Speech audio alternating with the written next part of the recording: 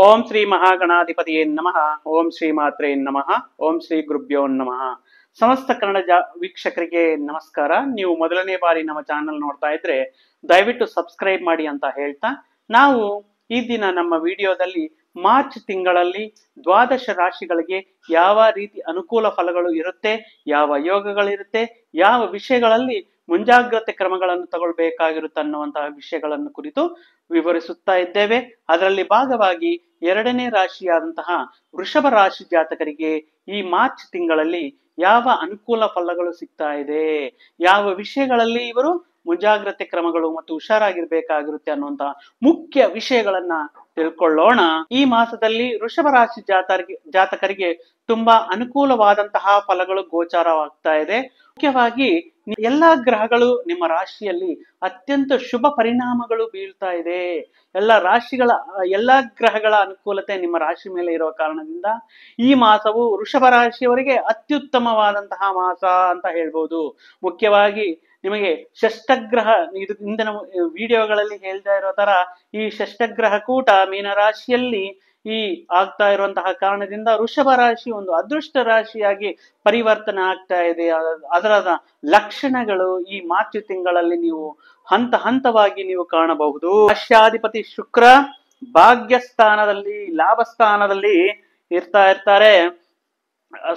ಕೆಲವಷ್ಟು ತುಂಬಾ ಲಾಭದಾಯಕವಾಗಿರುತ್ತೆ. ನೀವು ಮಾಡುವಂತಹ ಪ್ರಯತ್ನಗಳಾಗಿರ್ಬೋದು, ಹಣಕಾಸಿನ ವಿಷಯಗಳಲ್ಲಾಗಿರ್ಬೋದು, ಈ ಆಸ್ತಿಗಳು ಕೊಳ್ಳುವಂತಹ ವಿಷಯಗಳಲ್ಲಾಗಿರ್ಬೋದು, ನಿಮಗೆ ಸಾಕಷ್ಟು ಅನುಕೂಲವಾದಂತಹ ಲಾಭದಾಯಕ ಫಲಗಳು ನಿಮಗೆ ಆಗ್ತಾ ಬರ್ತಾ ಇದೆ. ಶುಕ್ರ ಉಚ್ಚ ಸ್ಥಿತಿಯಲ್ಲಿ ಭಾಗ್ಯಸ್ಥಾನದಲ್ಲಿ ನಿಮಗೆ ಅನೇಕ ವಿಷಯಗಳಲ್ಲಿ ವಿಶೇಷವಾದಂತಹ ಯೋಗವನ್ನು ಅನುಕೂಲ ಮಾಡ್ತಾ ಇದ್ದಾರೆ.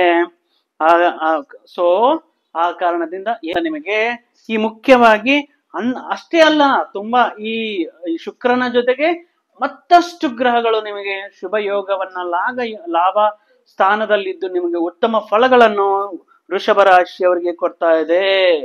ಅದರಲ್ಲಿಯೂ ಶನಿ ಬದಲಾವಣೆಯಿಂದ ಸಾಕಷ್ಟು ಶುಭ ಫಲಗಳು, ಷಷ್ಠಗ್ರಹ ಕೂಟದಿಂದ ಬರುವಂತಹ ತಿಂಗಳಲ್ಲಿ ನಿಮಗೆ ಸಾಕಷ್ಟು ಶುಭ ಯೋಗಗಳು ಕೂಡಿ ಬರ್ತಾ ಇದೆ. ಈ ಎಲ್ಲವೂ ಸೇರಿ ವೃಷಭ ರಾಶಿಯವರಿಗೆ ಒಂದು ಅದೃಷ್ಟವಾದ ಮತ್ತು ಅದ್ಭುತವಾದ ಯೋಗ ನಿಮಗೆ ಈ ಮಾರ್ಚ್ ತಿಂಗಳಿನಿಂದ ಶುರುವಾಗ್ತಾ ಇದೆ. ಈಗ ಪ್ರೆಸೆಂಟ್ ನೋಡಿದ್ರೆ 3 ಪ್ರಧಾನ ಗ್ರಹಗಳು ತುಂಬಾ ಅನುಕೂಲವಾಗಿದೆ. ಅದರಲ್ಲಿಯೂ ಗುರುಬಲ ನಿಮಗೆ ಹೆಚ್ಚಾಗ್ತಾ ಇದೆ. ತುಂಬಾ ವಿಜಯ ಅವಕಾಶಗಳನ್ನ, ಯಶಸ್ಸನ್ನು ಕಾಣುವಂತಹ ಹಣಕಾಸಿನ ವ್ಯವಹಾರಗಳು ಮತ್ತು ವೃತ್ತಿ ಉದ್ಯೋಗ ವ್ಯಾಪಾರಗಳಲ್ಲಿ ಸಾಕಷ್ಟು ಲಾಭವನ್ನು ತರುವಂತಹ ಅವಕಾಶಗಳನ್ನ ನಿಮಗೆ ಗುರುಗ್ರಹ ಅನುಕೂಲ ಮಾಡಿಕೊಡ್ತಾ ಇದೆ. ಮತ್ತೆ ಅದರನ್ನು ಪಡೆಯಲು ಮತ್ತು ಧೈರ್ಯದಿಂದ ನಿರ್ಧಾರಗಳನ್ನು ತಗೊಳ್ಳುವಂತಹ ಒಂದು ಆತ್ಮವಿಶ್ವಾಸ ಈ ಗುರುಗ್ರಹದಿಂದ ನಿಮಗೆ ಅನುಕೂಲವಾಗ್ತಾ ಇದೆ. ಆ ಕಾರಣದಿಂದ ಯಾವುದೇ ಕಾರ್ಯಕ್ರಮಕ್ಕೆ, ಯಾವುದೇ ಪ್ರಯತ್ನಕ್ಕೆ ಕೈ ಹಾಕೋಕೆ ನೀವು ಹಿಂದೆ ಮುಂದೆ ಯೋಚನೆ ಮಾಡುವಂತಹ ಅವಶ್ಯಕತೆ ಈ ತಿಂಗಳಲ್ಲಿ ವೃಷಭ ರಾಶಿಯವರಿಗೆ ಇರಲ್ಲ. ಮುಖ್ಯವಾಗಿ ಒಳ್ಳೆಯ ಸಮಾಜಯುತ ಕಾರ್ಯಕ್ರಮಗಳಲ್ಲಿ, ಧಾರ್ಮಿಕ ಕಾರ್ಯಕ್ರಮಗಳಲ್ಲಿ, ಭಕ್ತಿ ವಿಷಯಗಳಲ್ಲಿ ನಿಮಗೆ ತುಂಬಾ ಆಸಕ್ತಿ ಇರುತ್ತೆ. ಈ ಮಾಸದಲ್ಲಿ ಸಂಘಗಳಲ್ಲಿ ಧಾರ್ಮಿಕ ಪರವಾದಂತಹ ಪ್ರಚಾರಗಳಲ್ಲಿ ಭಾಗವಹಿಸುತ್ತೀರಾ. ಮತ್ತೆ ಈ ಆಧ್ಯಾತ್ಮಿಕದ ಬಗ್ಗೆ, ದೇವರ ಬಗ್ಗೆ ಮತ್ತು ಈ ಧಾರ್ಮಿಕದ ವಿಷಯಗಳ ಬಗ್ಗೆ ಯೋಚನೆಯನ್ನು ಮಾಡ್ತೀರಾ ವೃಷಭ ರಾಶಿಯವರು ಈ ಮಾಸದಲ್ಲಿ.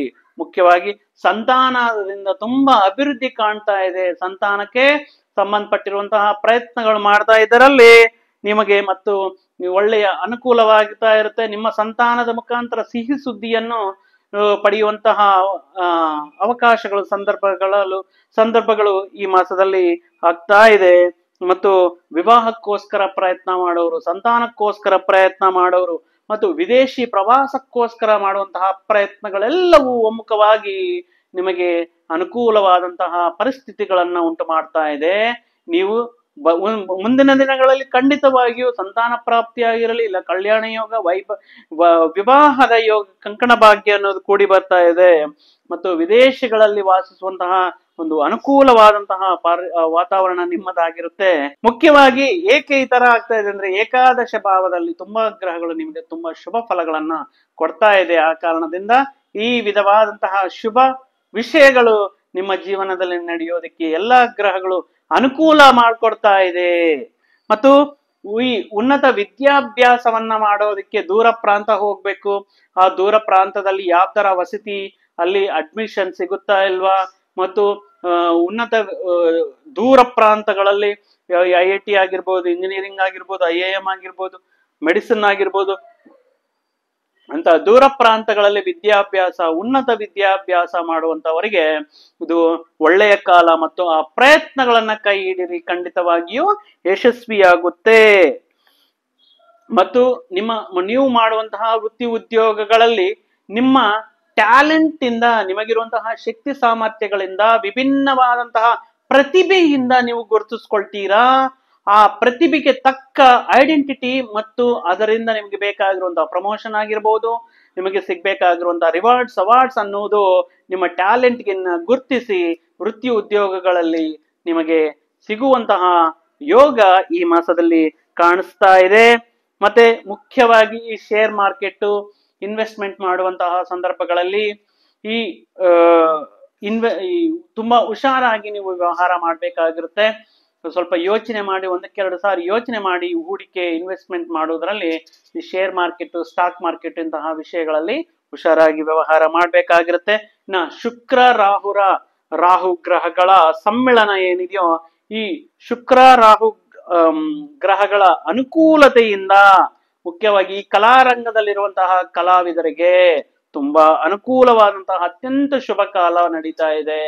ಈ ನೀವು ಒಪ್ಕೊಂಡಿರುವಂತಹ ಪ್ರಾಜೆಕ್ಟ್ ಆಗಿರ್ಬೋದು, ಪ್ರೋಗ್ರಾಮ್ಗಳಾಗಿರ್ಬೋದು, ಆಕ್ಟರ್ಸ್ಗೆ ಮತ್ತು ಮ್ಯೂಸಿಷಿಯನ್ಸ್ಗೆ ಉತ್ತಮ ಅವಕಾಶಗಳು ದೊರೆಯಲಿದೆ. ಆದ್ದರಿಂದ ಉತ್ತಮ ಮಟ್ಟದಲ್ಲಿ ನಿಮಗೆ ಹಣ ಮತ್ತು ಕೀರ್ತಿ ಸಾಧನೆ ಮಾಡುವಂತಹ ಯೋಗ ಈ ಮಾಸದಲ್ಲಿ ನಿಮಗೆ ಒಳ್ಳೆ ಅವಕಾಶಗಳು ನಿಮ್ಮನ್ನು ಹುಡುಕುತ್ತಾ ಬರುತ್ತೆ. ಆ ಕಾರಣದಿಂದ ಉನ್ನತ ಮಟ್ಟದಲ್ಲಿ ನೀವು ಹಣ ವ್ಯವಹಾರಗಳಲ್ಲಿ ಉತ್ತಮ ಸಾಧನೆಗಳನ್ನು ಮಾಡುವಂತಹ ಅವಕಾಶ ಇದೆ.